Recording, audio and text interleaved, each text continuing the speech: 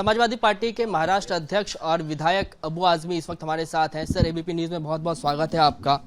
प्रधानमंत्री ने चुनावी जनसभा के दौरान जो अल्पसंख्यक समाज को लेकर टिप्पणी की है, उस टिप्पणी को आप किस प्रकार से देखते हैं? क्या प्रतिक्रिया आपकी? नहीं, मैं याद दिला दूं कि किसी पार्टी ने भी आज़ादी के बाद मुसलमानों के साथ इंसाफ नहीं किया है। मेरे पास एग्जाम्पल है, सैमन कमीशन 1935 में अंग्रेज़ों ने बनाया था। उनकी सिफारिश पर मुसलमानों को मिला था रिजर्वेशन 35%, पसमानदा मुसलमानों को। देश को आज़ाद कराने में सब ने कंधे से कंधा मिलाकर आज़ादी लड़ाई। परंतु 10 अगस्त 1950 को आदरणीय जवाहरलाल नेहरू साहब, आदरणीय वल्लभ भाई पटेल साहब ने एक चिट्ठी लिखा। राजेंद्र प्रसाद जी जो देश के पहले राष्ट्रपति थे, उससे मुसलमानों का रिजर्वेशन ख़त्म हो गया। आज तक नहीं मिला। किधर दिया? असेंबली पार्लियामेंट के अंदर 1953 में कहा था जवाहरलाल नेहरू साहब ने कि मुसलमानों की नौकरी सरकारी नौकरियों में दाल में नमक के बराबर रहेगी। इसमें इनमें बहुत असंतोष हो रहा है। कहाँ इंसाफ मिला? मैं किसी पार्टी को नहीं बोलना चाहता हूँ, लेकिन आज लगता है कि आज़ादी के वक्त जो वादा किया गया था मुसलमानों के साथ, वो पूरा नहीं हुआ है। अब इस तरह आकर के मुसलमानों को ये दे देंगे, ये दे देंगे, ये ज़बरदस्ती की बातें हैं।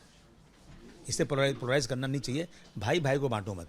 ठीक है। राजनीति में टाइमिंग का बड़ा ही महत्व होता है, और पहले चरण के चुनाव के बाद प्रधानमंत्री की तरफ से इस तरीके का बयान, क्या लगता है कि 400 पार का एक तरफ वो लोग दावा कर रहे हैं, और फिर अगर इस तरीके का बयान दे रहे हैं तो जो विपक्ष में बैठे लोग हैं ये कह रहे हैं कि पहले चरण के मतदान में ही बीजेपी को, चाहे एनडीए को, उतनी सीटें नहीं मिल रही है, इसके लिए हताशापूर्वक वो इस तरीके की बयानबाजी कर रहे हैं। आप क्या कहना चाहेंगे? नहीं, मैं 400 पार कह रहे हैं प्रधानमंत्री जी, तो मैंने तो एक बार कहा था कि प्रधानमंत्री जी आप 400 पार कह रहे हैं तो आप शायद जरूर जा भी सकते हैं, लेकिन एक काम कर दीजिए। आप पे ये लोग आरोप लगाएंगे बाद में कि मशीन जो है ना हैक की गई है, तो आप मशीन से मत वोटिंग कराइए, ताकि इनका आपके ऊपर जो आरोप लगाना वही बंद हो जाए और ये जो है 400 पार हो जाए। तो मगर फिर मशीन से इलेक्शन हो रहा है। आपको अगर 400 पार होगा तो अपोजिशन के लोग क्या कहेंगे? भाई ये तो मशीन हैक की गई इसलिए हुआ है। तो वो आरोप भी खत्म कर देना चाहिए था। आजमी साहब, चुनावी समय है, कई नेता पाला बदल रहे हैं, आपको लेकर भी कई तरीके की जो है वो सवाल किए जा रहे हैं। आपको लेकर कहा गया कि आप जल्द ही एनसीपी अजित पवार गुट का दामन थाम सकते हैं। कितनी सच्चाई है? ये भी कहा गया कि प्रफुल्ल पटेल से मुलाकात तक भी हुई है आपकी। मैंने प्रफुल्ल भाई से मुलाकात किया है, और कोई छुप के नहीं किया है, रात को नहीं किया है। मेरी अपनी गाड़ी में सिक्योरिटी के साथ में जाकर मिल के प्रफुल्ल भाई से मेरा कुछ काम था। लेकिन पार्टी ज्वाइन करना, प्रफुल्ल भाई मुझे खुद पूछे नहीं, आबू भाई ये कहाँ से बात शुरू हो गई? तो ये अपनी मर्जी से लोगों ने बना दिया। मैं तो ही हूँ, जहाँ था वहीं हूँ। तो आप समाजवादी पार्टी के प्रति ईमानदार रहेंगे? आप पार्टी का दामन नहीं छोड़ रहे हैं? नहीं छोड़ रहा हूँ, ईमानदार रहूँगा। अगर भविष्य में मौका दिया जाए, ऑफर दिया जाए, तो क्या आप जाएंगे? क्योंकि खबर ये चल रही है कि एनसीपी की तरफ से आपको खुला ऑफर है। आज तक किसने ऑफर किया? बता दे मुझे। आज तक किसी नेता ने मुझे बात ही नहीं किया। ऑफर तो मुझे बहुत मिलता रहता है हमेशा, आ जाओ पार्टी में आ जाओ, लेकिन वो सबको मिलता है। एमएलए की ज़रूरत पड़ती है तो सरकार बनाने के लिए, तो मैंने तो किसी ऑफर को आज तक कबूल नहीं किया। मैं समाजवादी पार्टी का पौधा मैंने लगाया है, तो मैं क्या अपने हाथ से उसको जलाऊंगा क्या? ठीक है। आप कह रहे हैं कि आप समाजवादी पार्टी में ही बने रहेंगे। महाराष्ट्र में जो समाजवादी पार्टी है उसको आपने सींचा है, बड़ा किया है, लेकिन समाजवादी पार्टी जो महाराष्ट्र में है उसके बीच में क्या कुछ गड़बड़ी चल रही है? क्या कुछ ऑल इज़ वेल है क्या? क्योंकि रईस शेख पहले इस्तीफ़ा देते हैं, फिर इस्तीफ़ा वापस ले लेते हैं, आपसे नाराज़गी की खबर आती है। सर, स्पष्ट कर दीजिए कि आखिरकार बात क्या है? ऐसा है कि संगठन बड़ा होता है, एमएलए एमपी बड़ा नहीं होता। संगठन में अगर कहीं कोई बात ऐसी होगी, एमएलए वर्सेस संगठन होगा, तो मेरा ये कर्तव्य होता है कि मैं ईमानदारी से फैसला करूं। मैंने ईमानदारी से फैसला किया।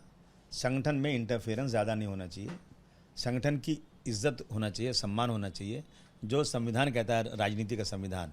और कोई एमएलए बन जाए, नगर सेवक बन जाए, एमपी बन जाए, वो समझे मैं सबसे ऊंचा हूँ, वो नहीं चलेगा। सब मिलकर हो, बस यही चीज़ है। कुछ रईस शेख और आपके बीच में कोई मनभेद नहीं है? नहीं, रईस मेरे मैं तो रईस शेख की बड़ी इज्जत, बहुत सम्मान करता। मैं ही रईस शेख को भिवंडी ले गया, वो जानते नहीं थे भिवंडी, और वो भिवंडी में कहीं रईस शेख एमएलए बने ऐसा नहीं है। मैं भी एमएलए बिना मेहनत के मैं एमएलए बन गया था वहाँ पे। और मेरा उसके बाद मैंने फरहान को लड़ाया, मेरे बेटे को, वो भी समझो चुन के आ गया था। लेकिन कांग्रेस पार्टी ने एक दिग्गज नेता को लड़ा दिया और पूरे देश के नेता चाहे वो कश्मीरी साहब रहे हो, अपना मौलाना आज़ाद साहब वो आए वहाँ पर बड़े बड़े लोग आए वहाँ पर, लेकिन फिर भी मेरा फरहान सिर्फ 1600 वोट से आ रहा था। 17-18 नगर से चुन ला चुका हूँ मैं। तो भिवंडी हमारा अपना है, समाजवादी का गढ़ है ये। तो समाजवादी पार्टी तो वहाँ है, वहाँ पे कोई ये समझे कि मैं जाकर वहाँ पार्टी बनाया हो, नहीं। पार्टी नेताजी के नाम पर समाजवादी पार्टी पहले से वहाँ बहुत मौजूद है। महाराष्ट्र में राहुल गांधी की सभा होनी है, अमरावती में, सोलापुर में, क्या आप उस सभा में हिस्सा लेंगे इंडिया गठबंधन के नेता के तौर पर?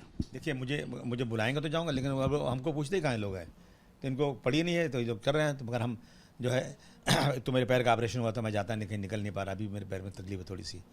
तो अब अखिलेश जी जा रहे हैं उसमें, वो बड़े नेता हैं, उन्होंने अलायंस किया, तो जा रहे हैं उसमें। ठीक है, धन्यवाद सर बात करने के लिए हमसे। तो ये समाजवादी पार्टी के विधायक और महाराष्ट्र के अध्यक्ष अबू आजमी थे, जिन्होंने कहा कि महाराष्ट्र में समाजवादी पार्टी को इन्होंने पौधे जैसा सींचा और फिर बड़ा किया। ये पार्टी के प्रति ईमानदार रहेंगे।